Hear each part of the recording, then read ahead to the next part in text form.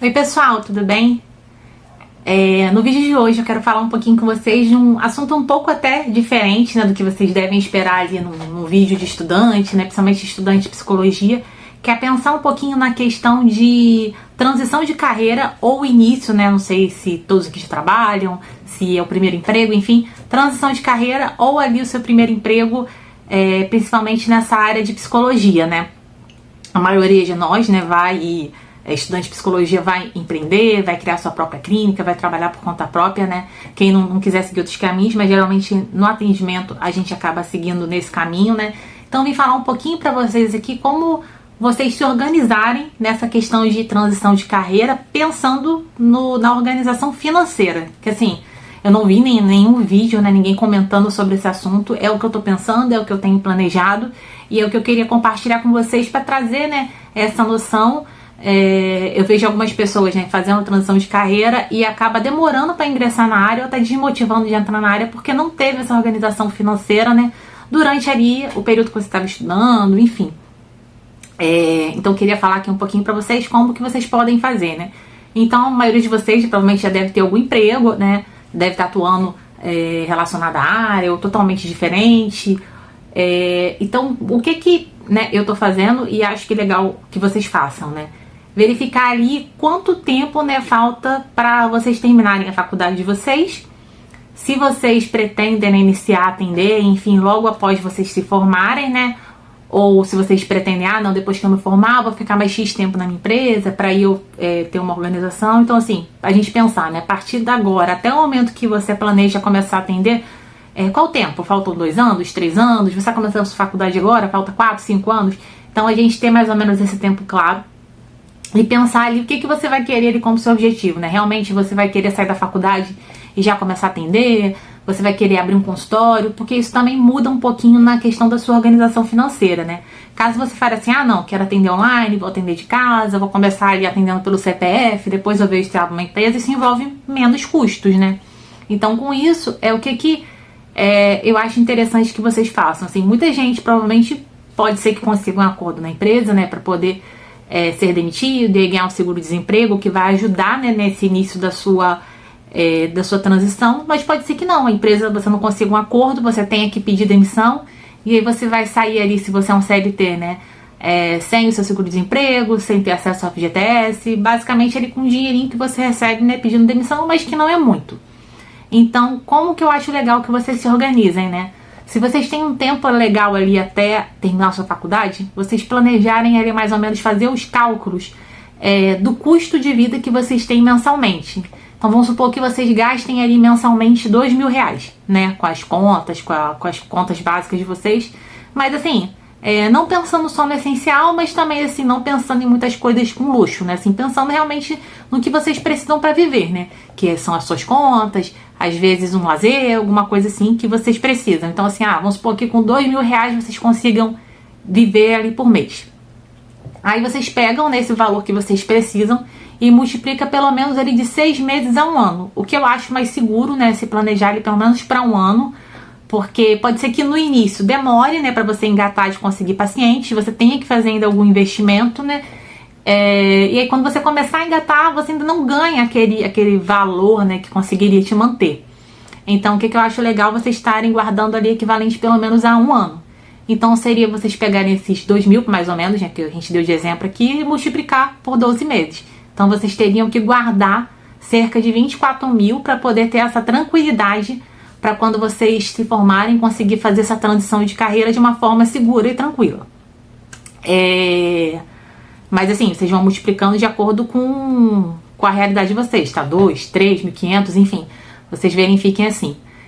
Uma coisa que é interessante também é vocês verificarem os custos que vocês já acreditam que vocês vão ter lá na frente, porque isso pode variar. Então hoje a sua vida, você pode conseguir encaixar suas contas, o que você faz de lazer no dia a dia com R$2.000, mas pode ser que quando você se formar, você vai ter um custo de 2.500, 3.000, enfim, você considerar isso. Então, por exemplo, vocês vão criar um site, quanto que é para criar um site? Vocês vão fazer por conta própria, vão pagar hospedagem? Vocês vão querer atender por alguma plataforma, por exemplo, tem a Conexa, tem algumas outras plataformas, né, que cobram assinatura para vocês participarem daquele grupo ali, ser divulgado, enfim, ou vocês vão querer atender totalmente por conta própria, sabe? Divulgar no site de vocês, e aí agendar com a pessoa pelo WhatsApp, e atender pelo Google Meet, se vocês vão às vezes assinar um Google Meet, se vocês vão assinar um Teams, né? Pensar tudo que você vai precisar dessa estrutura para atendimento, pelo menos de forma prévia, tá? Para vocês terem uma noção, vou assinar isso, vou fazer site, tá? Vou gastar mais R$500 por mês com isso. Então você já inclui no seu cálculo, tá? Em vez de precisar de R$2.000, vou precisar de 2.500 e multiplica isso por 12, tá? O interessante vocês fazerem. E aí aqui entra num ponto que muita gente não fala, né? A questão de investimentos, e nem assim exclusivo para nossa área, nem exclusivo para estudantes. Eu acompanho, né, o mercado de investimentos há bastante tempo, né? Eu sou uma pessoa muito curiosa sobre investimentos. Eu sou formada, né, primeira graduação em administração de empresas, tenho pós em finanças, acabei não seguindo a área, mas me ajudou muito, né, a conseguir ter um conhecimento próprio, né, tanto para minha organização financeira, quanto até para poder auxiliar amigos, essas coisas. Ficou mais para um conhecimento próprio do que realmente usar ali para trabalho, enfim. Acabou que, assim, depois da pandemia, né, como eu até falei num vídeo anterior com vocês, eu me descobri em outra área, realmente queria uma transição de carreira ali para psicologia, que é essa área que eu tô estudando para poder seguir agora, né? Mas enfim, me ajudou, né, esse conhecimento que eu tenho prévio, e espero poder contribuir com vocês. A questão do investimento que eu queria trazer para vocês. Muita gente não sabe, né, muito o que fazer, aonde investir, não tem muito esse conhecimento em casa, acaba confiando ali no gerente do banco, que não passa, né, os melhores conhecimentos, as melhores maneiras de vocês investirem. Então, né, vim aqui trazer um pouquinho para vocês. Deixar o dinheiro ali na conta corrente, mesmo que a conta de vocês esteja uma conta remunerada, não vale a pena, né? Você vai acabar ganhando centavos, que não vai render praticamente nada. Hoje em dia também deixar o dinheiro na poupança, né? É praticamente matar o seu dinheiro, né? Porque você está ganhando muito, muito, muito pouco e ainda basicamente está perdendo aí para a inflação, né? Não sei se vocês estão acompanhando muito, mas a inflação ela tá bem alta. Inclusive a taxa Selic, né? Que a gente vai comentar aqui um pouquinho também nesse vídeo, que é a taxa de juros, né? Ali a taxa que o governo ele utiliza, né? Para conseguir controlar a inflação, essas coisas, ela tá bem alta. Ela já está em 15% ao ano. Então, se você comparar ali, né, uma poupança que está rendendo ali cerca de 7% ao ano, e você comparar ao investimento baseado na Selic, super seguro também, que está rendendo 15% ao ano, aí vocês já percebem a diferença, né? Então, eu vim trazer para vocês até aqui algumas dicas, né, que são investimentos tão seguros quanto a poupança, né, que muita gente tem essa confiança, mas com uma rentabilidade bem maior. Então, por exemplo, hoje se você tem, e que vocês não precisam de gerente, de ninguém para poder estar auxiliando nisso. Então, por exemplo, o Itaú. O Itaú, ele tem lá, se vocês forem procurar, uma própria caixinha do Itaú, que hoje está rendendo 100% da Selic. Que assim, você deixando esse dinheiro parado lá nessa caixinha do Itaú, ele já está rendendo ali 15% ao ano. Então, assim, um banco super seguro, um produto super seguro. Ele é garantido pelo FGC, tá? Vocês podem até procurar melhor o que é o FGC, que é o Fundo Garantidor de Crédito, que garante um valor ali por instituição, tá? Então vocês podem colocar lá, além de ter a confiança do banco, né? Ainda tem essa garantia do FGC, que se der ruim com o banco, acontecer qualquer coisa, eles te ressarcem esse dinheiro de volta, tá? Então é um investimento super seguro. Você também tem investimento parecido no Nubank, que tem, por exemplo, a caixinha do Nubank, que tem rendimentos ali desde 100%, né, ali do CDI, né, que é uma taxa que acompanha muito a taxa Selic, né, que rende um pouquinho menos que a Selic, mas ele está perto ali já dos 15%. Então você tem a caixinha que rende 100%, tem a caixinha Turbo, que já está habilitando para algumas pessoas, que está rendendo entre 115% a 120%. E também tem ali um outro investimento que ativa só para quem é cliente ultravioleta, essas questões aí que pagam a anuidade do cartão de crédito. Mas mesmo sem você pagar a anuidade, já aparecem essas duas opções direto para você, tá? 100%, tá? A caixinha 100%, que você pode colocar ali aparece como reserva de emergência ou com algum outro plano que você quiser colocar. Ou essa turbo que, por exemplo, pra mim aparece lá que se eu colocar, fizer uma movimentação na minha conta de pelo menos R$900 por mês, não precisa ser investindo, tá? Eu posso transferir o meu salário pra lá e pagar uma conta de R$900, já vale. Você ganha 115% do CDI, né? Que é essa taxa que fica parecida ali com a Selic. Então, assim, só que esse que eu falei, né, que é da caixinha turbo do Nubank, ele tem um limite, então você só pode investir até 5 mil nele. Então, assim, é bom, né, para uma reservinha, o dinheiro ali que você está usando no dia a dia, mas não dá para você guardar muito dinheiro. Esse outro que é 100% do CDI, essa caixinha do Nubank, ela não tem limite, mas só rende 100%, mas que já é um bom negócio comparado à poupança. Então, se vocês verem, eu já dei aqui duas opções super seguras, tá, garantidas pelo Fundo Garantidor de Crédito, que é o FGC, que você não precisa de gerente, não precisa de ninguém para estar fazendo. Então, se você já tem uma conta no Itaú, se você quiser criar virtualmente, já tem essa opção de caixinha lá, vocês podem começar a investir. Resgate imediato também, se você precisar do dinheiro, como a poupança você pode pegar na hora. Tem essas caixinhas do Nubank que eu falei, então se vocês não tiverem conta no Nubank, vocês podem criar e também já conseguem investir ele direto, também pode sacar a hora que quiser. Tem outros bancos, tá, que também tem um sistema parecido, Inter, enfim, alguns outros, mas que sim, eu não tenho conta, então não sei explicar muito bem. Mas tem, na maioria dos bancos tem esse sistema, tá? Mas eu dei essas opções que você consegue criar essa conta até online. Tem também uma outra opção que é bem legal. Então, assim, já falei sobre as caixinhas, né? Tem uma opção que é muito legal também, que é o CDB, tá? Que é um certificado de depósito bancário. É como se você estivesse emprestando, né, dinheiro pro banco pegar aquele dinheiro, investir, emprestar para outras pessoas, enfim, você ganha uma taxa com aquilo. Geralmente em bancos grandes, por exemplo, como Itaú, enfim, você não consegue um CDB de mais de 100%, né, ali do CDI. Você consegue com menos, ou no máximo ali 100%. Quando você vai já para outras instituições, outros bancos digitais, por exemplo, no Nubank, você já consegue CDBs com um valorzinho um pouquinho maior. Então você já consegue com 102, com 103, com 107. Há pouco tempo atrás tinha um até em outra instituição aí que estava 110%. Agora, como a Selic ela tá muito alta, acaba sendo um pouco mais difícil você achar CDBs com taxas tão altas. Mas você ainda acha. Então, assim, de opções de lugares, né, interessantes para vocês procurarem essa questão do CDB. Tem, né, no Nubank, vocês encontram ali CDBs, né, de 105, 110, 110 não, desculpa, tá, não tem mais, 105, 107, foi o máximo que eu achei lá, tá? E também um banco que eu não tinha comentado com vocês ainda, mas que é um banco muito legal, principalmente para CDB e outros investimentos que vocês vão conhecer, né, aprofundando mais, mas assim, eu tô focando aqui nos investimentos super seguros ali para um iniciante, tá? O Banco Sofisa. O Banco Sofisa, ele já tem mais de 50 anos aí de mercado, super seguro, ganhou um monte de certificados, enfim. Você também cria a sua conta digital e lá tem os CDBs que, assim, quando eu vi há um tempo atrás, mais ou menos no início do ano, tinha CDBs de até 110%. Mas agora, né, com esse aumento da Selic, eles estão em 105%, mas que também continua sendo uma taxa bem interessante. Aí você já tem essas opções que eu comentei aqui, né? Tem no Nubank, tem no Banco Sofisa, tem outros bancos digitais também, se você já tem conta, por exemplo, como o Banco Inter também tem vários outros bancos, tá? Então eu já comentei com vocês as caixinhas, os CDBs. Vocês também têm uma ferramenta bem legal, que é o Tesouro Direto. Não sei se vocês já ouviram falar. Ele é um investimento ali do governo. Então, apesar de não ter, né, a garantia do FGC, que é o Fundo Garantidor de Crédito, ele, assim, considerado um dos mais seguros, tá, atualmente, porque você tá fazendo um empréstimo pro governo. Então, por mais que a gente ache, né, que o governo, né, tá um caos, enfim, ele é um investimento mais seguro, porque no final das contas, se o governo precisar, ele pode imprimir dinheiro e pagar a gente. Então, assim, se o governo quebrar, não existe mais banco, não existe mais nada. Então, assim, ele é o mais seguro.